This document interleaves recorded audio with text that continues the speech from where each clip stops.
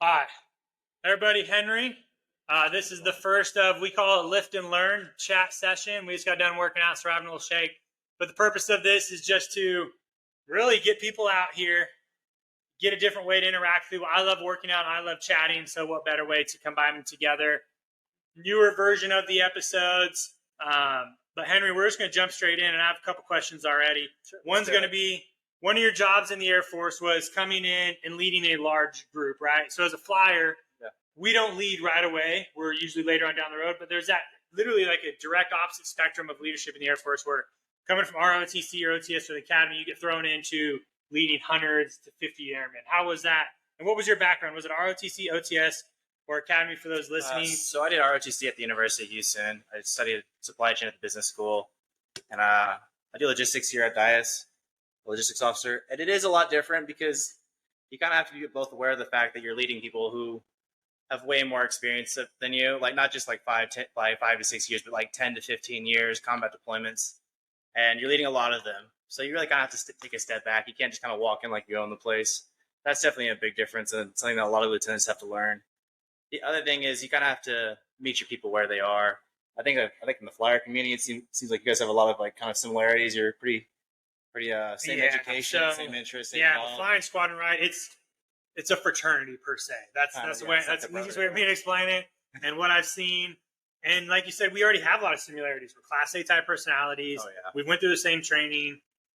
We're in the same jet, right? So it's pretty close. You are coming into a squadron or a flight where you have, a wide plethora of people. Yeah. So from ROTC, what do they teach you for that? Because I had that question asked before. I'm like, I didn't see much of that in ROTC. That like welcome to the Air Force leadership stuff. It was like basic. Yeah, I think like that's the tricky thing, right? It's because ROTC is a commissioning source. It's designed to make officers. In many ways, it's modeled off the academy. It's designed to make kind of people to be pilots and stuff. But when you get to like your first squadron and the non-rated side of things, it's like you're not really there to do the job like everyone else is. You're there to manage people. And that was a tricky thing because like I get to my first flight, it's like we got mechanics out on the shop floor. They're like fixing vehicles. They're putting trucks out back on the line. They're making things happen. And your job is to not do that. You're not supposed to turn wrenches. You're not supposed to. You can, obviously, if you want to participate with the guys and kind of understand what they're doing. But you're not really supposed to be out there every day. You're not really supposed to be jobbing it. You have to understand what their job is, but also kind of work from the back office to make sure that they get what they need. Yeah, so a couple weeks ago, I had an interview with some cadets from the academy. That was one of the questions they asked was, how do I get to my shop and lead without leading, right? Because for most of you that don't know, when you're a flight commander in probably most branches, you're not, like you said, doing the job. You're not the technician out there. When I became flight commander of AFE, I wasn't able to check the gear with the airmen. So they're asking, like, how do you lead the airmen doing that? Like you said, you're managing. So what have you seen that has helped you build that rapport, right? With you sort of giving orders, telling people what to do, but still have them understand, like, hey, why is he telling me to do this? Like, how do you do that? Well, for me, the kind of the niche that I found is that people don't really need another mechanic necessarily. Sometimes they do, obviously. Some more knowledge is always helpful, but they have their senior NCOs for that. What I found useful is, or where I've made myself useful, I guess, is like finding out what they want to hear, how they need to hear the message. Like a lot of what I've done is I found myself like kind of latching on to bigger cultural trends, like current events, news things, and helping them understand like what our job in the shop and how it ties into everybody else around the base. Because there's thousands of people on base and they're all doing things that are pretty important. But when you're just a mechanic jobbing on the shop floor in 9-10 hour days, you're not going to see a lot of that because you don't spend time on it. Yeah, I think you hit the big one that I've covered before, and that's in my leadership philosophy, is build relationships based off trust and care. Yeah. You're building relationships with those airmen, getting to know what's going on in the culture, which is sometimes hard for us. I've seen a lot of times senior NCOs don't want to understand the culture because they think it's like immature or it's not where they like it. Then they wonder why airmen aren't listening to them or don't want to talk to them because they don't care about where they're coming from. And so that's where, like social media, right, is a huge cultural norm that I think that middle tier NCOs don't want to get involved with, so they don't do it, but so they don't have that relationship with that airman or those airmen. So I love it. I love social media, and I found it has helped me build relationships with airmen. Where I'm like, hey, reach out to me on TikTok, or reach out to me on Instagram, and they're like, wait, you have TikTok? I'm like, oh yeah, like I do it because my son, man, like we love watching some trends on TikTok. My daughter, we watch funny dog videos or dancing videos, but I can already see that connection being built when I'm like, oh, I have an Instagram, I have a TikTok, or I'm doing and you can sort of stay in the know. That's the funny thing though, because like when you're in a military structure, it's kind of like hierarchical. There's like a lot of people on your side doing the same job as you, and social media is the opposite. It's like you rise and fail on your own merits. And I think that's a conversation a lot of military guys are kind of playing with. They know that it's important. Like a lot of military officers, most of us understand that like putting a message out there, having something that you stick to that people understand and want to listen to is important. But that doesn't mean that you're going to be good at it. Oh yeah, yeah. There's so many mil talks that people hate. Yeah, because you rise and fail on your own merits. It's just unlike the military in a lot of ways. Yeah, and then the perception, obviously, in social media is tough to overcome with people out there that are just watching to watch. Yeah, it's just so easy to see someone in uniform and be like, they shouldn't be doing that. Yeah. Like, well, it depends. I mean, there are good ones, there are bad ones, but you have to find ways to communicate with your people. That's for sure. And then we have had discussions on leadership before. We were on the ruck before. Well, what did we talk about? We talked about like a lot like older. It was like the structure of leadership on the farm level, right? What was it? So I think like there's a lot of people when they think about the military, that the Army kind of dominates that discussion, and I think that's like there's less technology involved in the Army, and you're leading people with like kind of like even your officers on the ground level have pretty much similar skill sets to people that they're leading, but the more technology you add in, like in the Air Force especially, like you're leading mechanics, you're leading fuels experts, like aircraft equipment. The officers a lot of times have no idea what the subject matter experts are talking about. And there's two different ways to lead. Like you can boss people around if you know exactly what they're talking about, but if you don't know the lingo, you don't know the technology, then you have to lead them a different way. I think that's kind of like the what I've come to realize about the Air Force is that like you have to treat people like the knowledge that they have is valuable because it is. So yeah, it sort of goes into saying you're never the smartest person in the room, right? And if you are, you need to find a new room. That's one of my big things. And sometimes the Air Force is about being the smartest person in the room when you get in meetings where there's always, and that's the hierarchy perspective of it, right? Where if you have this rank, you're assumed to be the smartest in the room, so everything you say should matter. And sometimes it's hard for those people to realize, hey, maybe if I just, like sometimes I go into meetings not trying to say anything. Oh yeah, and that's a lot of it's like I'm a very quiet person when I get to meet people like on Brugs. And so it's funny, like the groups I'm with, I'll be with people that know me and they know I'm very social and outspoken. That I haven't met and I'm very quiet and observant. Yeah, because it takes me almost, let's say I were to get to know somebody, almost maybe a month for me to get out of my shell. Like when I was at the TAC PO selection, I was very quiet, leading from the back the first like 2 or 3 days of it. And this was a 5-day course. Yeah. And the last 2 days, I was sort of like, hey guys, this is me now. Like, boom, go out, do. You know what kind of reaction you get, especially if you know what you're doing, what you're talking about. Yeah. I think that's like one of the reactions. Like, I've never been yelled at in my job, but I have seen like senior NCOs yell at mechanics because they have like when you have over a decade of experience, you know exactly what you're talking about. Like, you can correct people on the spot. But when you're an O, like there's just so much stuff that you don't know. Like, I don't know, that the communication has to kind of like come down a level. So yeah, where did you learn some of your leadership methods or strategies, or did you even know like what tools you have in your toolbox? How's that developed throughout your life, career? Well, I mean, the greatest one I've had is like from my dad. And my dad taught me a long time ago. It's like real leadership is knowing which rules you can break. It's true. It's like, it's a very engineer way of thinking. It's like, there are so many processes, there's all these systems and rules that you have to follow. And if you just want to follow rules and follow systems, like you can do that and you can usually be just fine. Mm-hmm. But you have your leaders to know, like, sometimes we can flex this policy or we can get around this one. And that's kind of like been my guiding philosophy. It's like, you have to sometimes break rules, and that's why it's on you. Like, that's why you accept the responsibility for it. Yeah.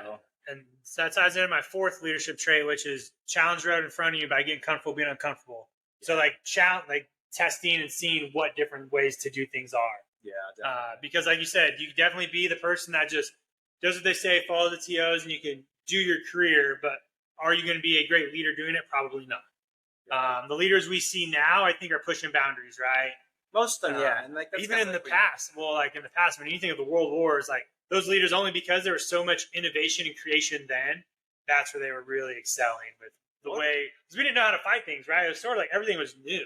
World War is kind of interesting because if you look into like the prehistory right before like 1940s, like right when the war kicked off, they fired a ton of their 1-star, 2 stars, 3 stars, like hundreds of them got just sacked because they were like they're masters of the process, they're masters of politics, administration, bureaucracy, but they weren't able to change. So Eisenhower just like eliminated a lot of them. Interesting. When he needed to change the force. Yeah, I did read a lot about, or I've been reading a lot about it, like with Churchill and Napoleon. Politics was very big in the military back then. Like the parliament and all that, and those people, they were the military.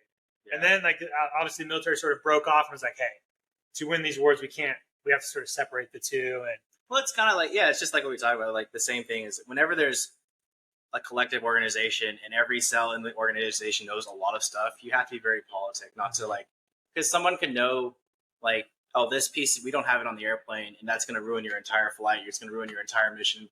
And if they don't trust you, or if you just piss them off, like why would they volunteer that information to you?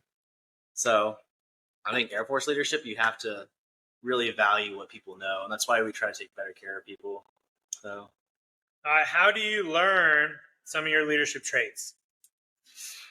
Well, honestly, or how do you learn to become a better leader or something like that? Like, so someone's listening, like, man, I just want to become a better leader. What can they do? A lot of it is trial and error. But in order to do trial and error, you have to actually be put in a place where people trust you to lead.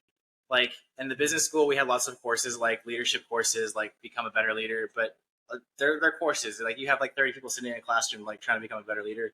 Until you actually put yourself in charge of an organization, or you start your own company, or well, you don't have to do that, but like, so you start something where you're in charge of leading, then I've never really improved unless I was doing something like that, where people actually put me in front of them and gave me an opportunity to be better. So that's kind of why one of the reasons I wanted to be in the Air Force is to give you that trust. Yeah, I like how you talked about the trust to be put in a leadership position. Yeah. Because a lot of times it's hard for people to put people in those positions. They don't know if they're going to fail. Oh, yeah. I think most likely they think they're going to fail. Yeah. And so they don't want to look bad if that person fails, because what if there's a job they're supposed to do? Yeah. Also, if it's like an important job, they want to do it themselves. Oh yeah, and that's the art of it. Like any kind of like, if you want to employ people to be like technical workers, or just like, hey, I need you to do this, this, and this, and you know that they're going to do it right. Like there's no real art to that, but like knowing people are going to rise to certain challenges, or they're going to take care of something, like there's no real process for that. You kind of have to feel it out, and there's an art form, really. And I think that's almost the fun thing about being a leader, is allowing people to do things with flexibility.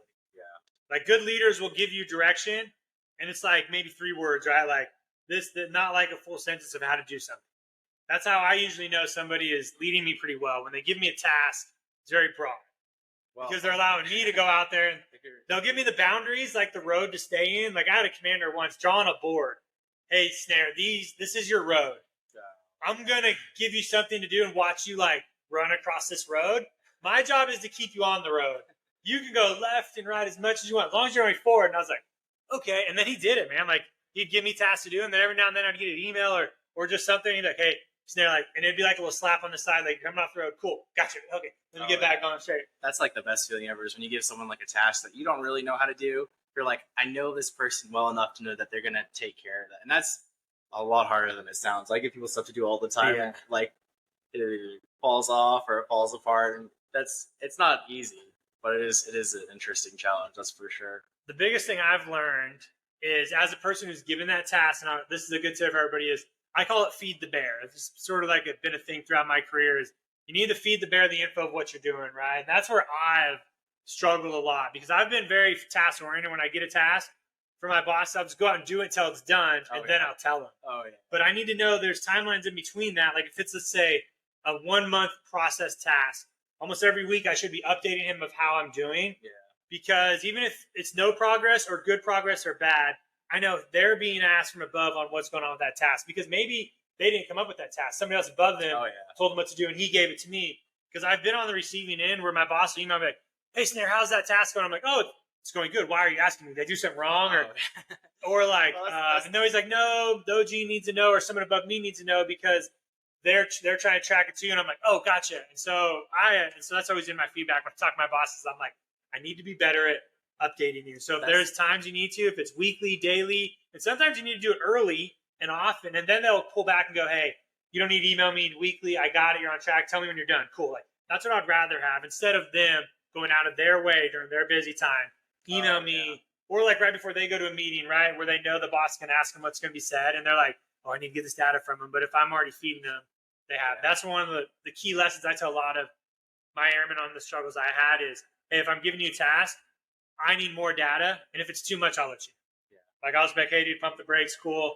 1 week in email's fine. I mean, that's the tricky thing is like when I used to be an aircraft mechanic back in Houston, and like you get so caught up in a problem, you could be like pulling something out of an engine, and you could just spend hours on it, and like you may not be realizing like, oh, this airplane is for this specific task, and if you're not going to be done by this time, when you're just a mechanic and you have a problem to solve, like that's what you want to focus on.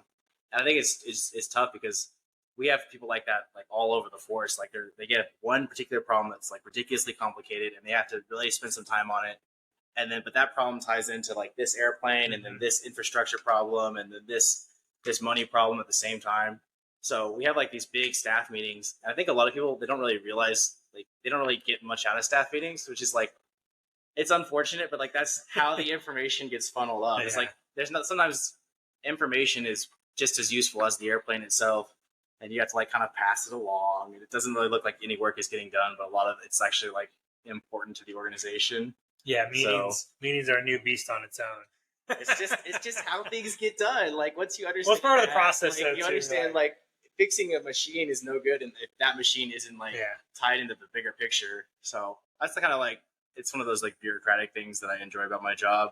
But I know not everyone really sees anything. I don't mind meetings. Like if I can structure and run a meeting, I love it because it's great to tell people like, hey, we're starting at this time. Here's the flow. Here's the structure. It's definitely hard on the back end of a meeting where you're told to go and you're like sitting there dreading the conversations, the downtime. One of my biggest leadership traits that I've come is my email etiquette, man. Like when I was an airman or a young officer, I was horrible at it. But I have found I can be a lot more proficient, and I can almost test somebody on their email etiquette as well. Do they respond to an email? What's their inbox look like?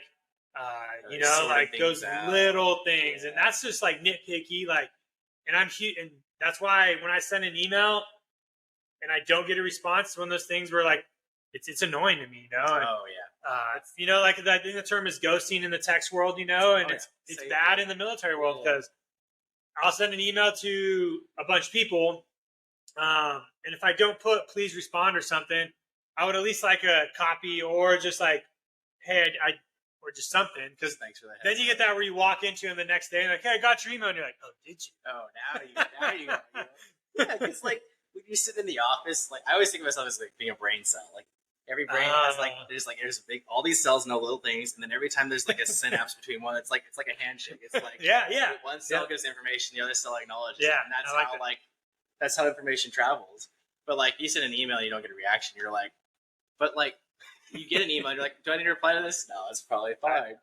I try to reply to as much as I can just because I think of it as the way I want to be treated, right? As the way. So like if I'm not and this ties to the way you do one thing is the way you do everything. Oh yeah, a huge leadership trait I tell a lot of people, and it's a deep one because I think about this all the time when I'm like cleaning the dishes or taking care of my gym or taking care of my truck. Like somebody could be a really, really hard worker at work. You're like, man, that person's pretty squared away. You go out to their car and maybe it's a pigsty. Oh yeah. Or like those habits, they relay into everything, and they add up down the road.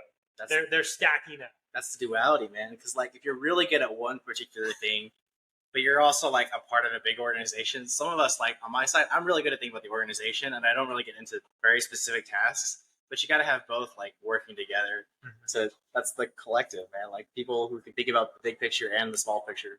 And a lot of times, people are just not good at doing both. So, it's hard to do both. Like it's just difficult. Like you think about all the things that you deal with in your life and all the things you deal with like very specifically. Yeah. Like I don't know. It's very OCD-ish, like the weights are all in the same order. Like I sweep out every day, or I take out the garbage, and I apply it to if I were to go into the office. I might do the same thing. And now like my desk is a little more organized.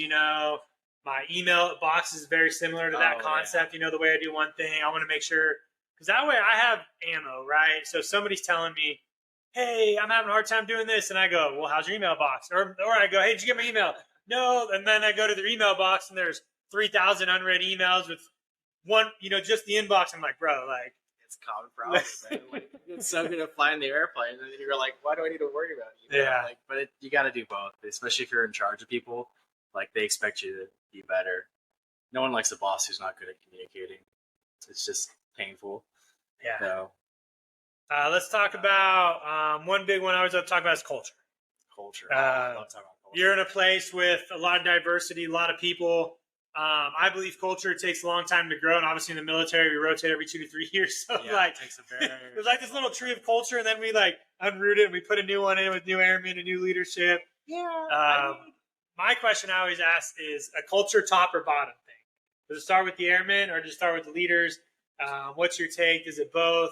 What is an answer? Well, it's got to be like I said, you gotta meet people where they are. So you got all people move around all the time, but you have certain common stories that everybody knows. Like, for example, today's Juneteenth. And I love talking about Juneteenth all the time because I'm from Texas. I'm from the Gulf Coast. I've been to Galveston many times. And every Juneteenth, I read the General Order Number 3 proclamation for my airmen. A lot of people look at me kind of funny. It's like, why are you doing that? Like, obviously, I'm not African American. But I'm from Texas, and I think it's a good story that is worth celebrating. And I read that to the airmen, and some of them latch onto it, and some of them don't. But the story is still valuable just for telling the story itself. So whether or not people really see the value of that story, it still shows who we are as a people, and that's kind of like how you build culture.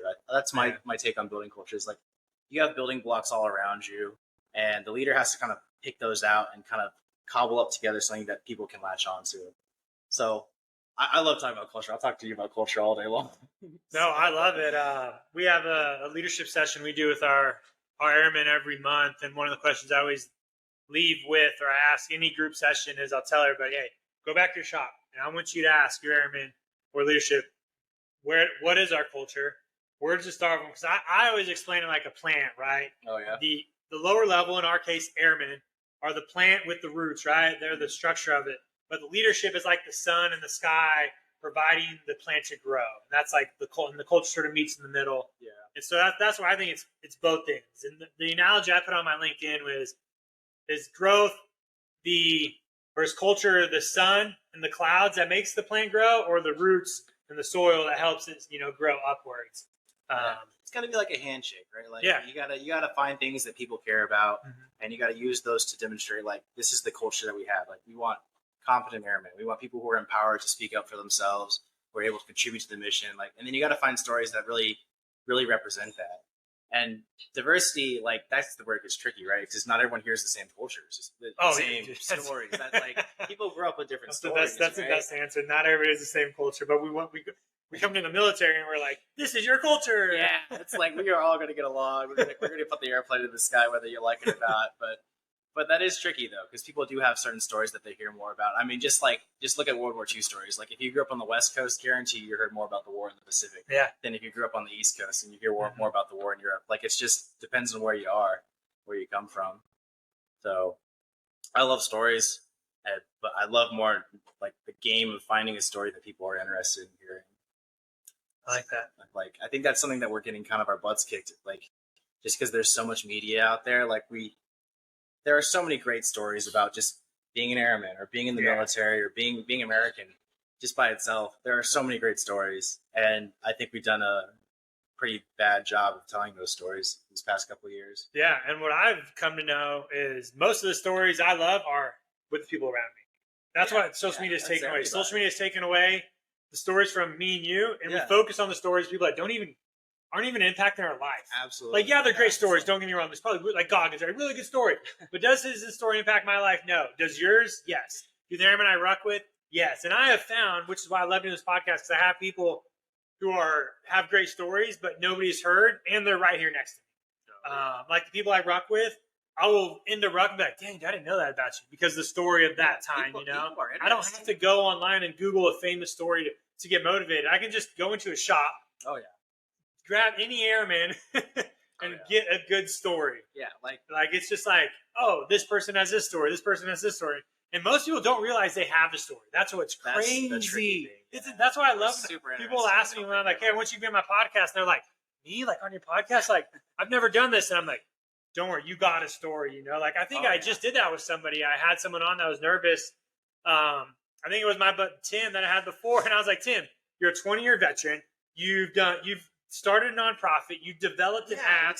Like, you have stories, man. Like, that's the weird thing. Like, all respect to David Goggins. Like, obviously done some crazy stuff. But, like, as a role model, I look up more to my grandpa than David Goggins. Like, my grandpa, like, he's like a Taiwanese immigrant from Taiwan. He came to the United States. He grew up on a farm. Came to the United States, learned English, became a professor. 40 years a professor, just raising engineers for America, I guess. And that's a story, like his life story, like coming here, making it, getting his degrees, like contributing to like the society, raising his kids here. That's a story that I latch on to way more than being a Navy SEAL. Like, I no respect to the SEALs. It's just like, it's not something that matters to my life story, I guess. So I think finding stories that matter to people, that people can connect to, is something that we're not doing a great job of. Yeah, definitely in the military, but also I think in the bigger picture. So, which is kind of a fun job for us, I suppose.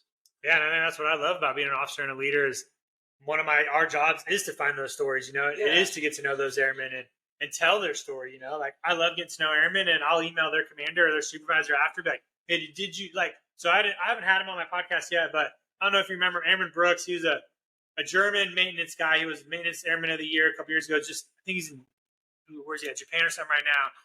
But anyways, his story was he had like a head injury, was told he would never walk before. He did the Baton Death March with us, but just like an incredible person. I didn't know any about this until I started working with him. So I emailed his commander one time and I was like, hey, sir, did you know this about your airman? Like, he was told he was never going to walk before, and now he's like a beast. You know, he was living in his car when he got to die is because he didn't have anybody to relate to, working out of the shop, eating I think it was tuna and peanut butter sandwiches or something like this. And so like and I only got to know this from walking with him and get to talk to him. And that story, I was like, dude, that story is here at Dias. Like, that was insane. There are so many people like that in the Air Force, but like when you know yourself and you're confident in who you are, you're not like about to like volunteer that information out to everybody unless you feel like they're like kind of connected. I feel like social media, there's a lot of people who are like just like pushing people out. I guess we're on social media, so there we go. Yeah. But they're pushing the information out that like no one really, I don't know, so connects to. So, but I guess that's us now too. So it's everywhere. Nice. Well, we'll land the plane here. We're just about at the 30-minute mark. Is there any last final thoughts you have? Obviously, this is a quick, just throw out there, get some stuff done. But if there's anything you want to say, or... Oh man, I don't know. I don't know. We didn't plan it all, so everything's gonna be all right. You know, like I always tell my airmen that it's like there's a lot of stuff going on. There's a lot of problems. People are gonna figure it out. The people around you are smarter than you think. The people that you work with are smarter than you realize. Like I love coming to work because I know I'm surrounded by people who are going to figure the problems out. Perfect. So. All right, cool. We'll break. Shoot, what was I going to say? Thanks for the shake. Yeah, was it good? Yeah, I know. Next time we'll have you on a full episode too. We'll do overseas. You'll be my long distance. Absolutely. Full episode. I'll come into you. So I still want to talk more about leadership with you too. So yeah, man. It was a good time talking to you. All right, brother. Hey, Take it easy. Thanks for coming out and working out. Appreciate it. All right.